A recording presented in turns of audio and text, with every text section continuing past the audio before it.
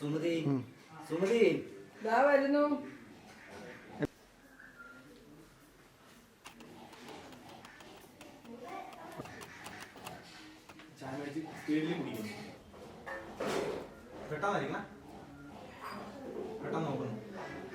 അവര് വരുമോ സുമതി? ചായക്ക് ചൂട് കൂടുതലാണോ? തണുപ്പിക്കണോ? വേണ്ട, സാരമില്ല. പെട്ടെന്ന് ഒരു സിപ്പ് എടുക്കുക, എന്നിട്ട് പതുക്കെ ചായ പതുക്കെ ചായ. അമ്മയുടെ ഡയലോഗ് കുളത്തിൽ കഴിച്ചിട്ട് എന്ത് പറ്റി? എന്ത് പറ്റി? നല്ല ദിവസമായിട്ട് നല്ല ദിവസം. 7 വർഷമായിട്ട് അനുഭവിക്കുന്നു. 7 വർഷമായിട്ട് അനുഭവിക്കുന്നു. 2 മക്കളുണ്ടെന്ന് പറഞ്ഞിട്ട് എന്താണ് ഈ കാര്യം? 2 മക്കളുണ്ടെന്ന് പറഞ്ഞിട്ട് എന്താണ് ഈ കാര്യം? ദീർഘനിശ്വാസത്തോടെ വീണ്ടും ചായ. ഈ വർഷമെങ്കിലും എത്തുമെന്ന പ്രതീക്ഷ അവസാനിച്ചടി. ഈ വർഷമെങ്കിലും എത്തുമെന്ന പ്രതീക്ഷയെ അവസാനിച്ചടി.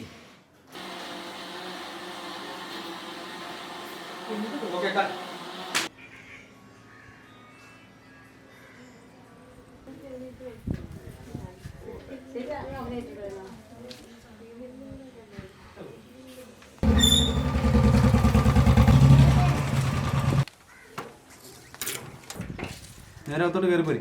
ചിരിച്ചുണ്ട്.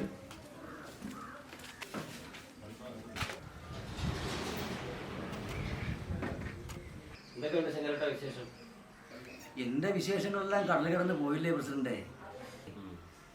ഞാനും എന്റെ ഭാര്യയും കുറെ വർഷങ്ങളായിട്ട് ഏകാന്തയിലാണല്ലോ. തിരുവോണമായിട്ട് അവർ എത്തിയില്ലേ? ഇല്ല. അത് സാരമില്ല ചേട്ടാ.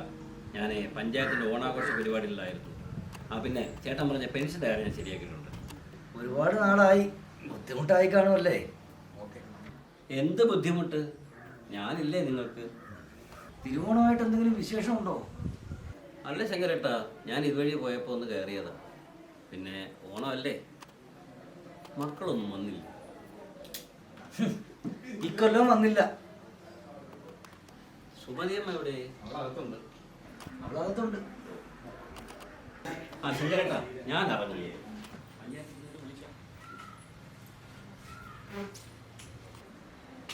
ശരി.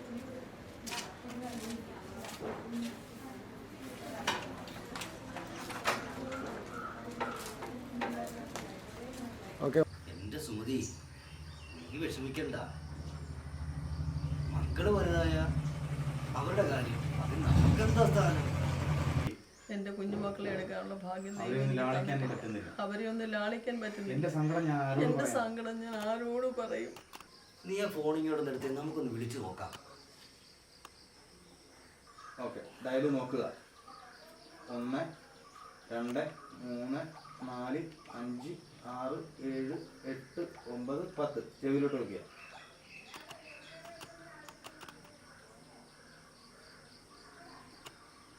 ഫോൺ എടുക്കുന്നില്ല. കട്ടി വീണ്ടും താഴത്തോട്ട് മാറ്റുക. ഫോണിലേക്ക് നോക്കുക. സുമതിനെ നോക്കുക. എന്റെ സുമതി, നീ വിഷമിക്കണ്ട. അതൊന്നും കാര്യമാക്കണ്ട. അവരുടെ ഓരോ തിരക്കുകൾ പ്രായം നമ്മൾ മനസ്സിലാക്കണ്ടേ?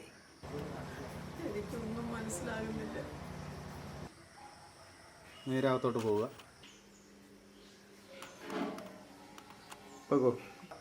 എക്സ്പ്രഷൻ സ്റ്റാർട്ട് ചെയ്യണം. കണ്ണട പോരുക. മുന്നോട്ട് ആഞ്ഞിട്ട് കണ്ണട പോരിയല്ലേ ബാക്കിലോട്ട് ആകാൻ പറ്റത്തുള്ളൂ. അതൊക്കെ ചാഞ്ഞു ഒരു കൈയ്യെടുത്ത് മാറിക്ക്. ഈ സൈഡിൽ മറിക്കണം.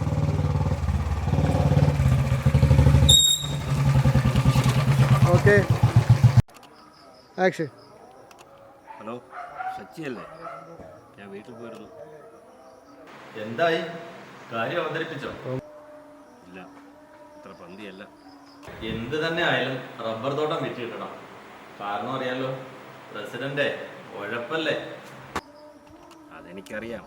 ചെറിയാൻ മുതലാളി സമ്മതം മൂടിയിട്ടുണ്ട്. ഇപ്പോൾ നടന്നു. ഞാനിന്ന് മുതലാളിയെ കാണുന്നുണ്ട്. കണ്ടിട്ട് നാളെ ഇവരെ അറിയിക്കാം. ശരി, എങ്കിൽ നാളെ വിളിക്കാം. പിന്നെ ഞാനിതിലുള്ള കാര്യം നമ്മളെല്ലാവരും അറിയണ്ട.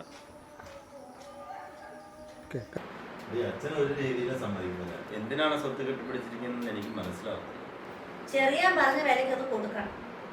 നമുക്ക് കിട്ടേണ്ട സ്വത്താ. നിങ്ങൾ മിണ്ടാതിരുന്നോ? നിങ്ങള് മിണ്ടാതിരുന്നോ? കിളവൻ കിളവനാ നമുക്ക് തരുമെന്ന് തോന്നുന്നില്ല.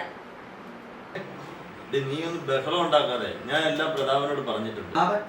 ഒരു പ്രതാപൻ ഇത് നടന്നില്ലെങ്കിൽ ഒരിക്കലും ഞാൻ നിങ്ങളുടെ വീട്ടിൽ കാല് കുത്തില്ല. നോക്കിക്കും.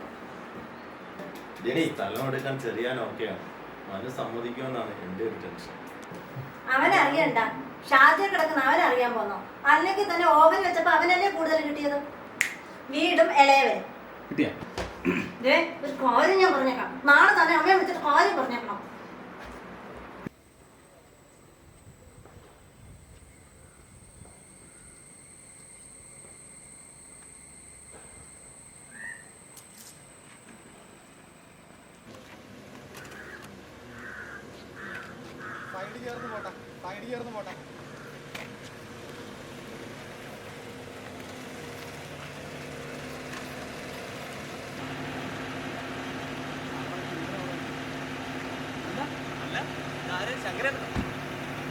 എന്താ ചെറിയാനെ കണ്ടിട്ട് തോന്നുന്നില്ലേ?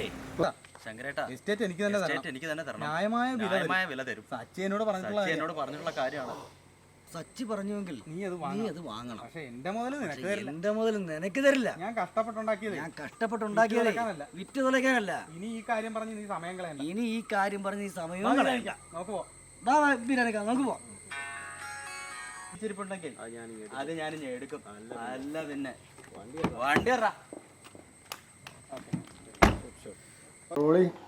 Ready action. ശങ്കരൻ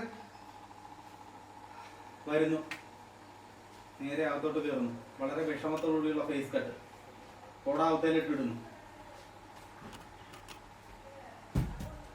പതുക്കെ ഇരിക്കുന്നു, ചേർന്നിരിക്കുന്നു, താടിയിലേക്ക് കൈ കൊടുക്കുന്നു.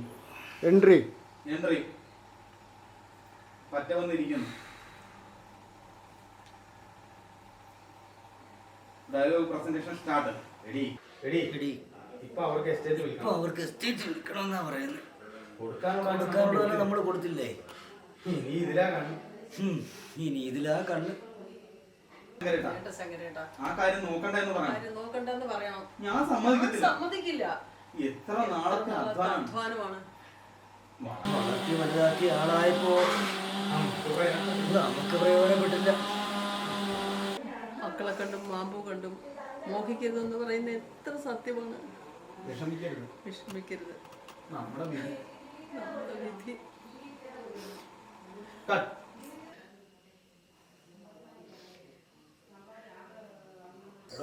താൻ പറഞ്ഞ കാര്യം നടക്കുമോ? അയാളാണ് അമ്പിലും വില്ലും എടുക്കുന്നില്ല. അയാൾ എടുക്കണ്ട.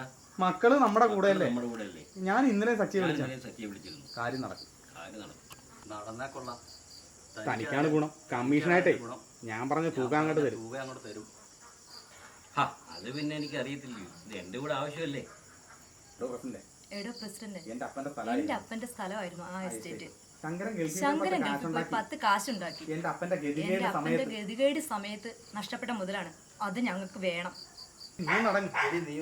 പ്രസിഡന്റ് ഏറ്റതല്ലേ? അത് വാങ്ങിച്ചില്ലേ താനിക്കോണം നിങ്ങൾ അറിയും.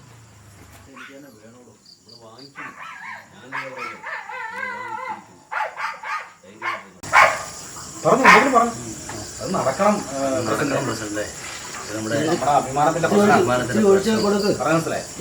എത്ര വേണേലും ഞാൻ ഇതിനു വേണ്ടി അറിയും. എന്റെ ഒരു അഭിമാനത്തിന്റെ പ്രശ്നം.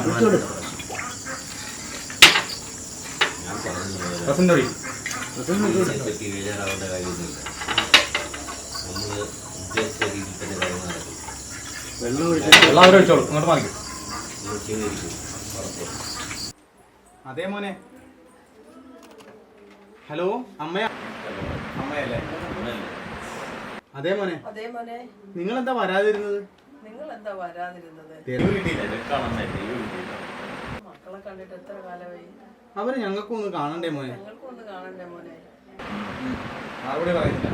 വീണ്ടും സംസാരം. അമ്മേ, ഞാൻ അന്ന് പറഞ്ഞ സ്ഥലം വിൽപ്പന. അച്ഛനോട് സംസാരിച്ചു. അത് നടക്കില്ല മോനെ. നിങ്ങൾക്ക് കിട്ടാനുള്ളതെല്ലാം തന്നില്ലേ? നിങ്ങൾക്ക് കിട്ടാനുള്ളതെല്ലാം തന്നില്ലേ? അത് നടക്കില്ലെന്ന് പറഞ്ഞാൽ എങ്ങനെ ശരിയാകും? അത് ഞാൻ വിൽക്കും അമ്മേ. മോനെ, അച്ഛന് സമ്മതമല്ല. വേണ്ടി വന്ന രണ്ടിനെയും അനാഥ മന്ദിരത്തിൽ കൊണ്ടാക്കിയിട്ട് വീടും സ്ഥലവും ഞാൻ വിൽക്കും. എന്നെ കൊണ്ട് ചെയ്യിക്കില്ല. പ്രായം കുറെ ആയല്ലോ, പ്രായം കുറെ ആയല്ലോ, സ്വത്തും കെട്ടിപ്പിടിച്ചോണ്ടിരിക്കുന്നു. കെട്ടിപ്പിടിച്ചോണ്ടിരിക്കുന്നു. മോനെ നിങ്ങളെ കഷ്ടപ്പെട്ട് വളർത്തിയത് മറന്നോ? മക്കളുണ്ടായ വളർത്താം. മൂലിക്കണക്ക് പറയാം കൂലിക്കണക്ക് പറയാതെ കേട്ടോ. എങ്കിൽ ശരി, കേട്ടില്ല. വെക്കുക, ഹലോ ഒന്നുകൂടി വെക്കുക, ഹലോ ഒന്നുകൂടി വെക്കുക. ഹലോ വളരെ ദുഃഖത്തോടു കൂടി റിസീവർ അതിലോട്ട് വെക്കുക. പതുക്കെ നെഞ്ചത്ത് ആ ഹാർട്ടിൻ്റെ അവിടെ വന്ന് പിടിച്ചിട്ട് നേരെ വന്ന് കട്ടിലിലേക്ക് ഇരിക്കുക, കിടക്കുക. കണ്ണാടി ഊരി അവിടെ വയ്ക്കുക.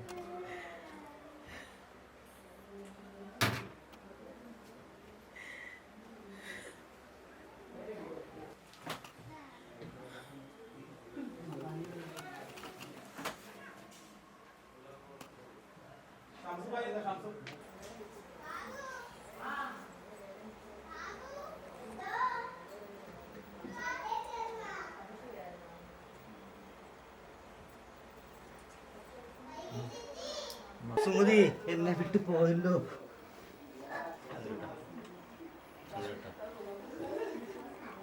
എഴുന്നേക്കുക, എഴുന്നേക്കുക. മെമ്പർ പിടിക്കുമ്പോൾ എഴുന്നേക്കുക. അതൊക്കെ മെമ്പറുടെ തോളത്തോട്ട് ചായുക. Okay, cut.